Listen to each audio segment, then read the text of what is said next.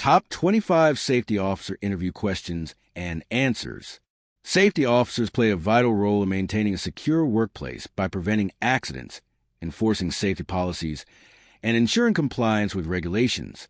During interviews, candidates are evaluated on their knowledge of safety protocols, communication skills, and ability to handle emergencies effectively. This guide provides the top 25 safety officer interview questions with detailed 100-word answers to help you prepare confidently and demonstrate your competence in workplace health and safety management. 1. What are the main responsibilities of a safety officer? A safety officer is responsible for ensuring workplace safety by implementing and enforcing health and safety policies. They conduct regular inspections, identify hazards, and take corrective measures to prevent accidents. They also organize safety training sessions, maintain records of incidents, and ensure compliance with local and international safety regulations.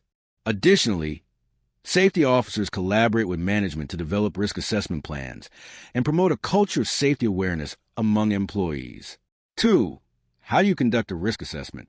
Conducting a risk assessment involves identifying potential hazards, evaluating their likelihood and impact, and implementing measures to reduce or eliminate risks.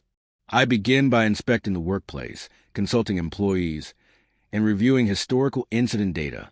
Each hazard is analyzed using a risk matrix to prioritize control measures. I then recommend preventive actions, document findings, and monitor results regularly to ensure the effectiveness of implemented safety procedures and compliance with standards. 3. What steps would you take in the event of a workplace accident? In the event of a workplace accident, I first ensure the injured person receives immediate medical attention and that the area is secure to prevent further harm. Then, I document the scene with photos and witness statements, report the incident to management, and initiate an investigation to determine the root cause. Finally, I recommend corrective actions, update safety procedures, and conduct training to prevent similar incidents in the future. 4. How do you promote a safety culture among employees? Promoting a safety culture involves consistent communication, leadership commitment, and employee engagement. I encourage open discussions about safety concerns, reward safe behavior, and lead by example. Conducting regular safety meetings, training sessions, and toolbox talks helps keep safety top of mind. I also ensure employees understand their roles in maintaining safety, creating a workplace where everyone feels responsible for protecting themselves and their colleagues. 5. What safety regulations and standards are you familiar with? I am well versed in OSHA, Occupational Safety and Health Administration, standards, ISO 45001 Occupational Health and Safety Management System, NFPA Fire Safety Codes, and local labor safety laws. I ensure compliance by regularly reviewing updates and applying these standards in workplace audits, emergency planning, and hazard control. Familiarity with these regulations helps maintain a safe work environment while avoiding legal issues and ensuring organizational accountability. 6. How do you investigate an accident or incident? Accident investigation begins with securing the area and providing care to injured parties. I collect evidence such as photos, videos, and witness statements. Then, I analyze the sequence of events leading to the incident to identify root causes, whether mechanical failure, human error, or procedural gaps. Finally, I prepare a detailed report with recommendations for corrective and preventive actions to ensure continuous safety improvement. 7. What methods do you use for hazard identification? I use several methods, including safety inspections, job safety analyses, JSA, safety audits, and employee feedback. I also review incident reports and near-miss data to identify recurring hazards. Additionally, I observe work practices, assess equipment conditions, and evaluate environmental factors. These proactive approaches help detect potential risks early, allowing for timely corrective measures and improved workplace safety management. 8. How do you handle employees who ignore safety rules? When employees ignore safety rules, I address the issue promptly but constructively. I begin by understanding the reason behind noncompliance, whether it's lack of awareness, improper training, or negligence. I counsel the employee, reemphasize safety importance, and provide additional training if needed. For repeated violations, I follow company disciplinary procedures. My approach balances accountability with education, ensuring compliance while maintaining a positive safety culture. 9. Describe a time when you prevented an accident at work. In my previous role, I noticed workers operating machinery without proper guarding. I immediately halted operations, reported the issue, and coordinated with maintenance to install guards. I also conducted a refresher training on machine safety. A week later, a similar incident was avoided due to the installed guards. This proactive approach not only prevented potential injuries, but also reinforced the importance of hazard reporting and prompt corrective action. 10. How do you prepare for a safety audit? To prepare for a safety audit, I review all safety policies, inspection reports, and training records. I ensure that all documentation is up to date and that corrective actions from previous audits are completed. I also conduct internal inspections to identify potential noncompliances. Engaging employees through mock drills and discussions ensures readiness. This thorough preparation ensures smooth audits and demonstrates the organization's commitment to safety standards.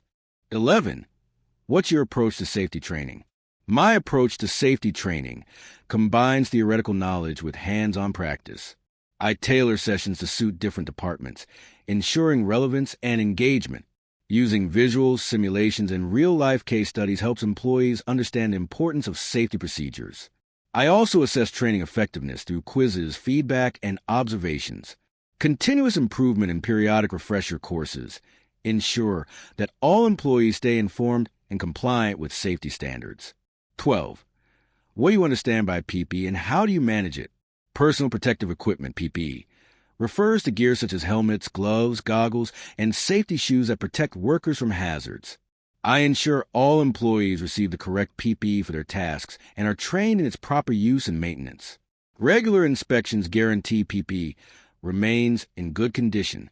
I also monitor inventory levels and ensure prompt replacement of damaged or expired equipment to maintain consistent protection. 13. How do you ensure fire safety at the workplace? I ensure fire safety by conducting regular fire risk assessments, maintaining functional fire extinguishers, and ensuring all emergency exits remain unobstructed. I organize periodic fire drills to train employees in evacuation procedures and proper extinguisher use. Fire alarm systems and suppression systems are regularly tested for reliability. I also coordinate with local fire authorities to ensure compliance with fire safety regulations and preparedness for emergencies. 14. What is your experience with emergency preparedness and response plans? I have developed and implemented comprehensive emergency response plans covering fires, chemical spills, and medical emergencies. My approach includes conducting risk assessments, forming emergency response teams, and organizing regular drills. I ensure communication systems and emergency contact lists are updated and accessible. Regular evaluation and feedback help refine the plan's effectiveness. This proactive preparedness minimizes confusion and ensures swift, coordinated action during emergencies. 15. How do you keep yourself updated on safety regulations? I stay updated by regularly reviewing OSHA and ISO updates, subscribing to safety newsletters, and attending seminars or workshops. I also participate in online safety forums and professional associations like IOSH or NEBOSH. Continuous learning helps me adapt quickly to regulatory changes and implement best practices, ensuring my organization remains compliant and operates under the latest safety standards. 16. How do you prioritize safety issues in the workplace? I prioritize safety issues based on a level of risk and potential impact on workers' health. Using a risk matrix, I assess hazards by severity and likelihood. High-risk issues are addressed immediately, while moderate ones are scheduled with follow-up actions. I also consult with management and employees to ensure that all perspectives are considered in prioritization. This structured approach ensures resources are allocated effectively for maximum safety impact. 17. How do you manage safety documentation? I maintain accurate records of safety policies, training logs, inspection reports, and incident investigations. These documents are stored both digitally and in physical files for accessibility during audits.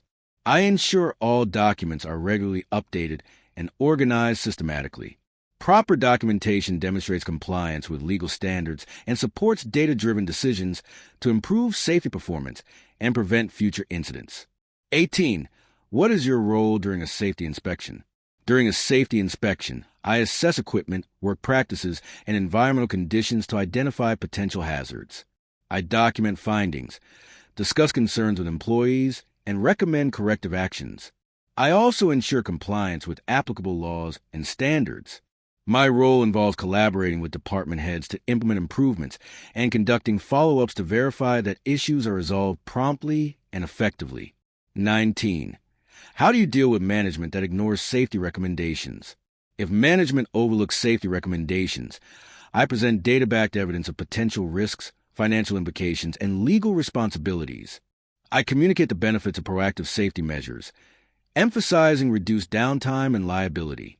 If concerns persist, I document communications for transparency and escalate as necessary. My goal is to align management with the importance of safety without conflict, ensuring compliance and protection for all employees. 20. What is your experience with incident reporting systems? I have experience using digital and manual incident reporting systems to log and track workplace incidents and near misses. These systems help identify recurring hazards and assess trends. I ensure timely reporting, root cause analysis, and follow-up actions. Proper documentation not only aids in compliance but also improves preventive measures, reducing future incidents and strengthening overall safety performance. 21. What are near misses and why are they important? A near miss is an unplanned event that did not result in injury or damage but had the potential to do so. Reporting near misses is crucial because they reveal hidden risks before they cause harm. By investigating them, organizations can implement preventive measures and strengthen safety systems.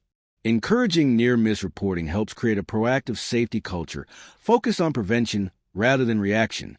22. How do you ensure contractor safety on-site? I ensure contractor safety by verifying that all contractors are trained, equipped, and briefed on site-specific hazards. Before work begins, I conduct safety inductions and ensure compliance with company safety policies. I monitor activities through regular inspections and meetings, ensuring adherence to safety protocols. Contractors are also required to submit safety documentation, including risk assessments and permits, to maintain full accountability. 23. How do you measure the effectiveness of safety programs?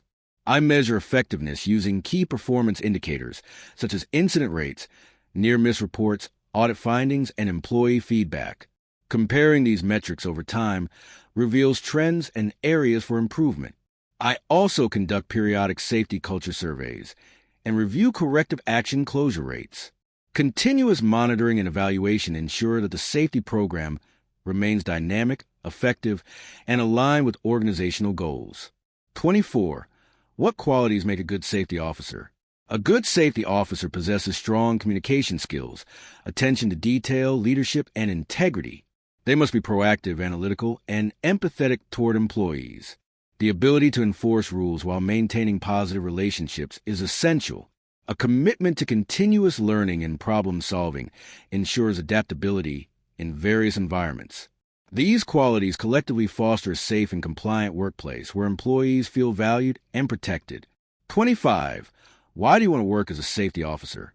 I'm passionate about creating safe, healthy work environments where employees can perform confidently.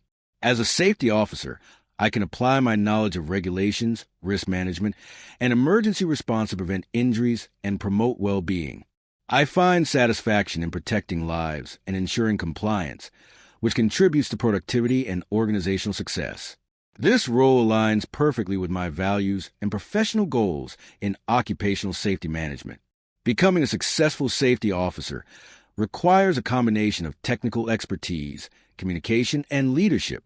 Preparing thoughtful answers to these common interview questions can help you demonstrate your competence, professionalism, and dedication to workplace safety.